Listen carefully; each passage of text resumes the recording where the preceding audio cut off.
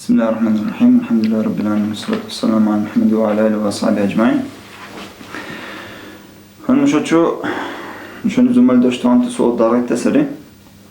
Sadeh sol sen vasas tur doşte. Hacet kibir adamız. Hayır gala yaka kısmından, kira kısmından taklit sadeh sol durusunu. Şu davet eseri şunu kidakit eseri. İnşallah rahman anat satsla bayan dilerim.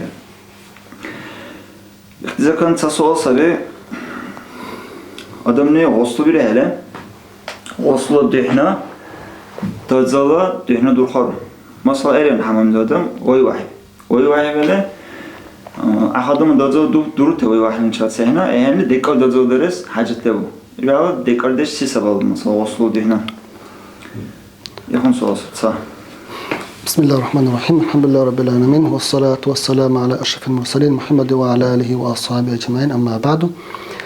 Goslu bir zamanı goslu vurar, kebe goslu vurar. Tarike goslu sünnetleri vurar. Goslu vurar sabi mubahli bil. Ya sünnet ehni ya kebe ehni. Raha kebe goslu var ale. Dikkat amar sadamni, dikkat kun adamni. İh adamla o kebe goslulik niyet verile goslu verile alakan. Dazala duru sadar. Niyet al-haber alera dazayk. Urbala rahle sünnetla goslu biri valla. Yara işe ona sıran goslu biri valla. Mubahli bil. İkadamla dazal durar durar süneni niyet verale yani dazayk. Dazayk niyet verale tertib akal adamni. Ahir sünnet dazal durar zamanı.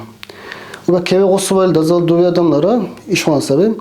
Urgayız ahir dazal goslu vel biriyle urgayız niyet verale alakan dazal dayak koysa kayabek sansa ahirla. Rahe goslu bir urgayız dazal dayak koysa kabik kala ahirla hana niyet veriyle dazayke ahir dazal ders anı bir kur. Allahu alem. Hana ağır tarzı ne adı? Uca hava goslu da gül. Hede ki bu. Sonra kebir goslu sabi.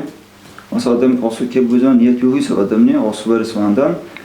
Goslu bir ke niyet verir. Niyet verdi ki kebir goslu verirsiyle oy vahala adam. İrgalak oyur her zaman dazal dayak koysak ara kayabik kala ahirla sünnet çalışır dazalarla. Dazal duraydı adamla sünnet goslu verir alakan. Kese ona mesela sünnet goslu verir olsa. Diga khulabala goslu vakab, diga cumabala goslu vakab.